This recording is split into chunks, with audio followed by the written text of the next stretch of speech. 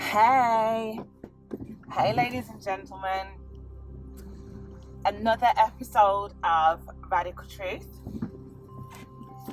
because we're trying to be authentic and not polite. It's not about rattling anyone's cage. It's about knowing that we have the power to destroy parts of our reality that we're not happy with and recreating it to suit us, to recreate it so that we can be the center of our own lives. And a lot of people would say that's selfish, etc., etc. However, it's not. You know, as long as you're not bringing no harm to anybody else, then how is that selfish? It's self-care, actually. A lot of the things that people class as selfish are actually self-care. They misinterpret a lot of behaviors as selfishness because it doesn't suit them. It doesn't make them feel comfortable. It doesn't suit their reality. And they would prefer you to tiptoe around their perception rather than your own. I did a full podcast yesterday about the topic I'm going to be speaking about, and bloody it recorded about 6 seconds, and I thought it was bloody amazing. I was like, wow, that was good. I felt really liberated. I felt like I got my point across, and I just laughed. I was like, oh my God. Breathe. Do it again. So here we are. And the topic that we will be conversating about today is spiritual obedience. Spiritual obedience and the importance of being spiritually obedient. Now, that term is used a lot in religious ways of life and schools of thought. However, that's an external process. When it comes to spirituality, it's about your own personal development and relationship with how energy works. It's about understanding yourself and others and energy outside of the body vessel. It's about balancing the body vessel and the spirit of the soul and the soul's mission. So with this, I want you to kind of think outside of religious concepts. You know, our religion can be our core belief, but ultimately, either way, at the core of the situation, it's about you personally and your personal relationship with what we call the gods or God, Allah, or whatever, or energy, spirit. Spirit meaning your spirit. So, spiritual obedience, what does that look like to you, and how good are you at being obedient to spirit? How good are you at following instruction and taking guidance from the other dimension. And it's funny because this week something happened that it made me realize that I am spiritually obedient. However, there's areas of my life that seem less important or less urgent that I'm not spiritually obedient. So you can look at yourself in different categories. So you guys look at yourself in different categories. So, you just be authentic, not polite, but authentic about, where you're at in terms of your spiritual obedience. Because if you want to create the reality that you want, if you want to live a life that's aligned with peace and abundance, where you're not sabotaging, other people ain't sabotaging, which is preserving your peace, your age, your lifestyle, where are you not being spiritually obedient?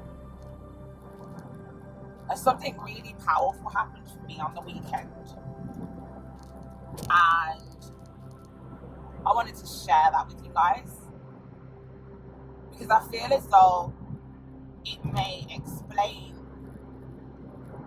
how we can work together to cause better situations in our lives.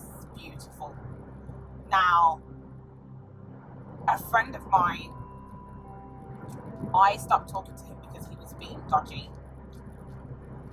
He was basically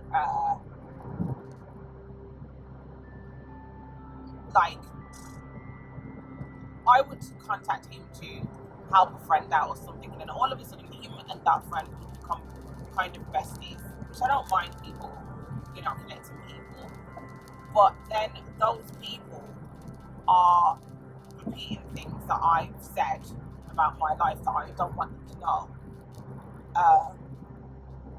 to me, but not repeating it, like sneakily asking like I'm stupid and I don't know, and when I've brought it up to him, he's kind of not been able to explain what that's about. And I don't like people who keep secrets in that way because it's pointless and stupid. It doesn't make sense. Like, what is it that you're trying to achieve with that? Like, I can't even see how you're going to be able to manipulate me like that or them. Like, it's just pathetic. Like, you're just anchoring a level of control that doesn't even make sense.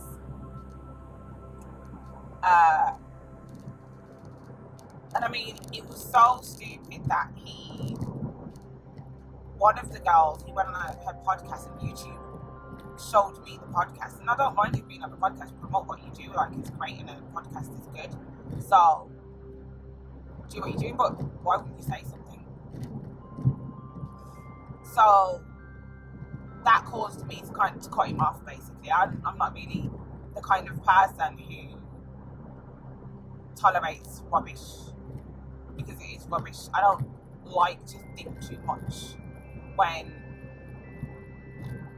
I'm close to people. If I'm close to you, I shouldn't have to think too much. I shouldn't have to think about what did you mean by that. The people who are close to me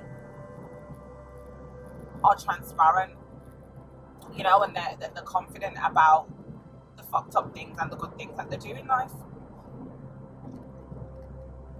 I mean, you're not going to be close to everybody, but not everybody's going to show you that side of them. However, for me personally, if you're close to me, then I expect to see your dark sides as well as your good sides. That's what I'm going to use as a reference point to say that you're comfortable enough around me to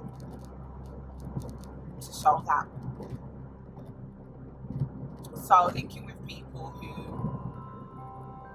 I'm not particularly close with, and then maintaining relationships outside of me with those people when I've just asked you to do a favour for me and not letting me know, I think that's quite dodgy, and it didn't make me feel safe. So he and I haven't spoke for some time. Just know that. Saturday I've cooked, Friday I've cooked dinner,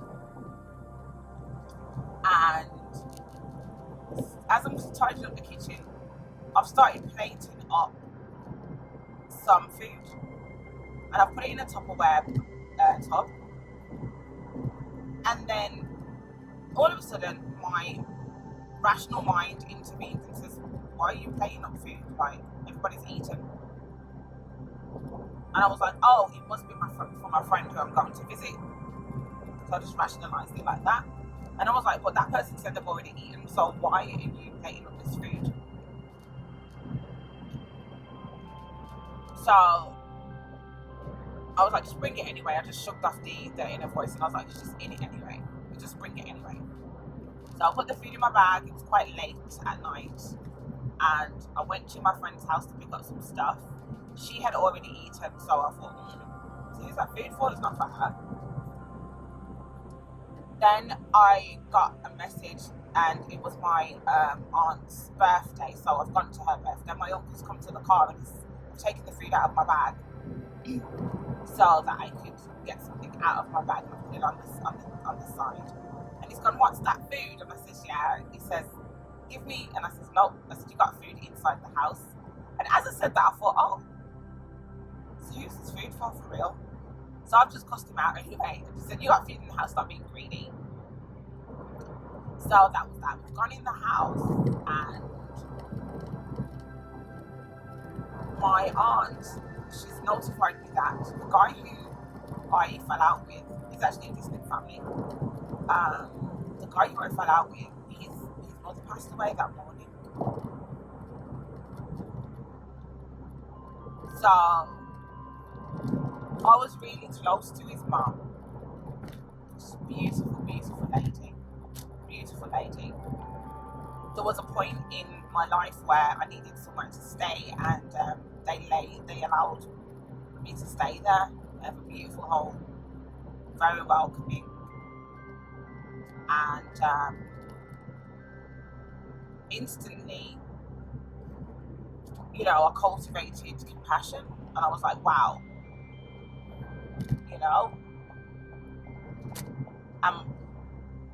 all I wanted to do was just reach out to him, because I loved his mum anyway, regardless of his stupidity. I loved his mum. So at this point, it's about 1 o'clock in the morning. So she said that they are still awake. Blah, blah, blah, blah. So I've rung him, and he's gone, oh my God, S. And the first thing I said to him was, have you eaten? And he said, I'm starving. So I said, all right, I'm coming now. So I've gone to his house, and he's eating the food. We're talking, and another friend's there as well. And he's explaining, and he's explaining about the epiphany that he had, in regards to his mother's passing. And although we kind of know this,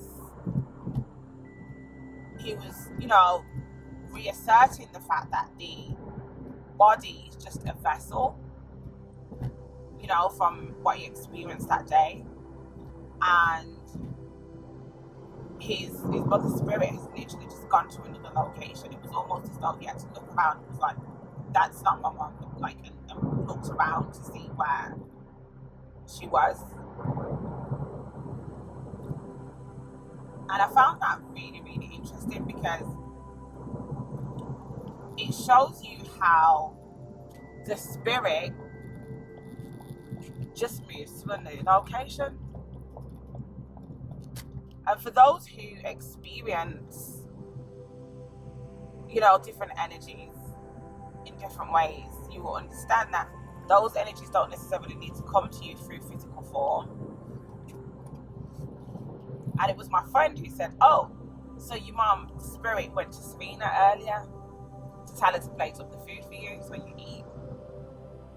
And ironically enough, when I used to stay at the house, what she really loved about me was that I used to cook up big food, because there was loads of us in the house, and I used to cook up big food. And she admired the fact that I was a young girl and I could do that.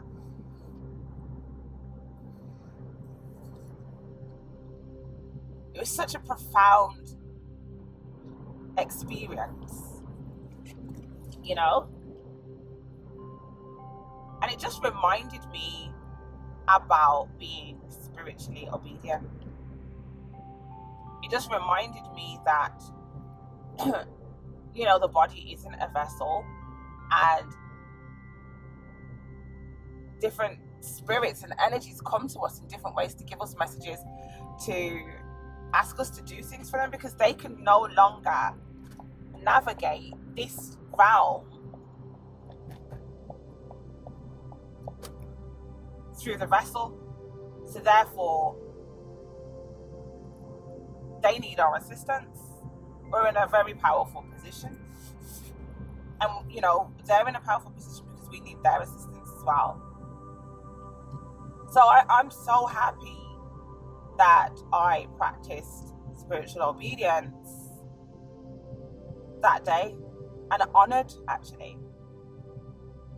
And it also reiterated the fact that it's a privilege to be able to do that. It's a privilege that spiritually I'm aligned in a way where I'm seen as obedient, and I can execute positive situations, positive actions on behalf of beautiful spirits. A lot of people cultivate, you know, spirits to do negative things to people. We ain't talking about that. We ain't never talking about that. What we're talking about is understanding that being in this vessel is a powerful situation, and being able to, you know, be spiritually obedient, meaning communicate with the other worldlies, and work with them, is an absolute honor. And when you understand that it's an honor, you will feel more relaxed about being spiritually obedient. How many times in your life have you been guided to do something for even yourself, never mind other people? How many times have the spirits... Oh, I'll give you an example. A friend of mine, she's having problems with technology and electricity. Now, I admire that about her, the fact that, you know, she's quite spiritual. However, she's quite egotistical with it, where it's almost like, because she gets the notification, she gets the guidance, that's it. As long as she's getting the guidance, she's arrogant. She's like, oh, you know, because I'm quite deep and the lights are going to start flickering and da-da-da-da-da, and the internet's not connecting and the phone keeps breaking and da-da-da-da-da. She gets a buzz out of the fact that she feels it's more about her feeling special than humbly using it as guidance and being a healer and acting on it in a positive way. And I says to her, so why are you being spiritually disobedient? So she was like, what do you mean? And I says, well, clearly some sort of energy is trying to communicate with you. It's either an entity is attached to you and sucking your energy source, or there's a message in it of some sort that you're not embracing because you're more focusing on the fact that you're in that position, you have that ability.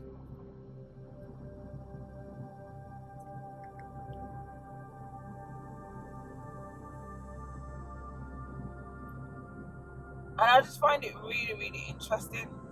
I mean, you guys can also come up with, I don't know if you want to put in the comments what you think's happening for that particular friend. She can't connect to the Wi-Fi. Everybody else in the house can connect to the Wi-Fi. Her phones are always breaking. The other day, one of her phones, there was no volume through the normal calling, but she could hear through the WhatsApp. Always, phones are always breaking. Da, da, da, da, da, da. I don't necessarily know what's going on, but clearly something to do with power sources. Battery's always dying. Da, da, da, da, da. She didn't charge the battery enough, and da da da da da. So for her not to explore that and claim to be spiritual is quite contradicting for someone like me who is highly spiritually obedient. So I'm like, why are you not looking into it? Why are we not dissecting it? Why are we not seeing this as guidance and an application to support our progress? Why are you not looking at it like that?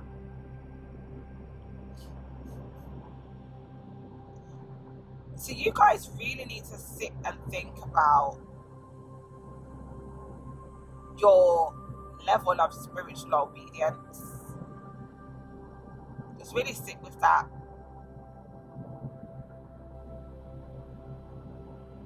When you receive a message or a dialogue,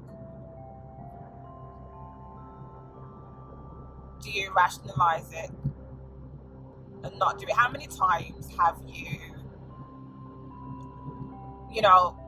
received guidance to take, I don't know, some pens outside, or, I can't even think, but how many times have you been called to, just have something on you and can't rationalize the reason why you're supposed to do that or wear that particular coat or wear, how many times have you been guided to do that and then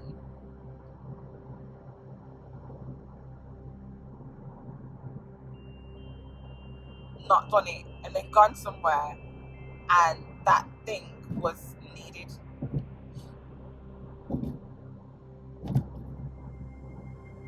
You can even put some examples, like share in the comment section examples of where that's happened to you. And how easy was it for you to just pick up and go? What things did you tell yourself that, like, oh God, no, like, why would I do that? Why bother? Or have you been guided to go and see somebody who you don't even speak to anymore? I remember a friend of mine was sharing that she was just getting caught. Her and her friend was not, stopped speaking for some time actually, and this particular girl was on her mind a lot, and she was saying, I feel like going to see her, but it's not appropriate because we don't talk anymore. And I said to her, be spiritually obedient, go and see her. So this particular friend lived in London at the time, so she came down and just drove straight to her friend's house, to her former friend's house. And the girl was going through so much stuff that she was suicidal. And them communicating, because my friend's a very, spiritual girl, and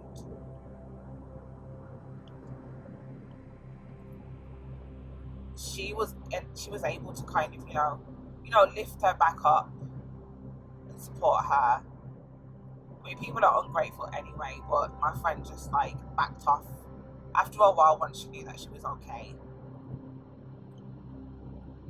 I'm not sure what's going on for that lady at the moment, but I know that my friend, you know, really needed to shift that and complete the action of going to see her. And it was so intense and powerful. It was like, wow, she's suicidal, blood. Like, she was getting such a powerful message. And if she was like consumed by hate and dislike and you know, that lady could have ended up killing herself or unaliving herself, sorry.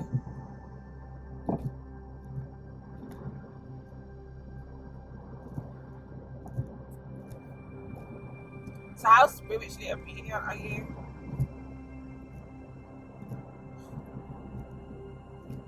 And sometimes we can reach out to people and it's not necessary. Sometimes it's a notification for us to say that we shouldn't go there. But those are obvious ones where we're trying to fulfill an emotional need and not a case of us being spiritually obedient.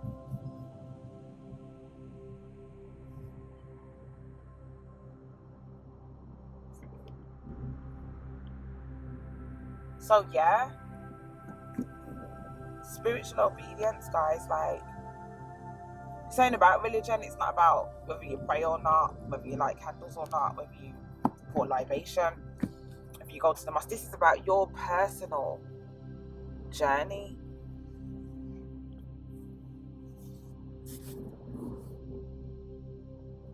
And being in alignment to work with the energies and no longer remain in a vessel or have never been in a vessel.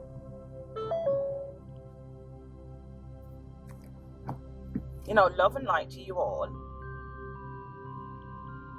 Have a beautiful, beautiful, beautiful day. And again, you know, if you want to book a private session with me, then I'm available for that. So we can look at how we can increase your spiritual obedience, how we can, like, you know, teach you the difference between being polite and authentic. Because transformation is, there's a lot of, you know, destroying, there's a lot of loss that comes with that. And you do need the tools to be able to cope with the transition.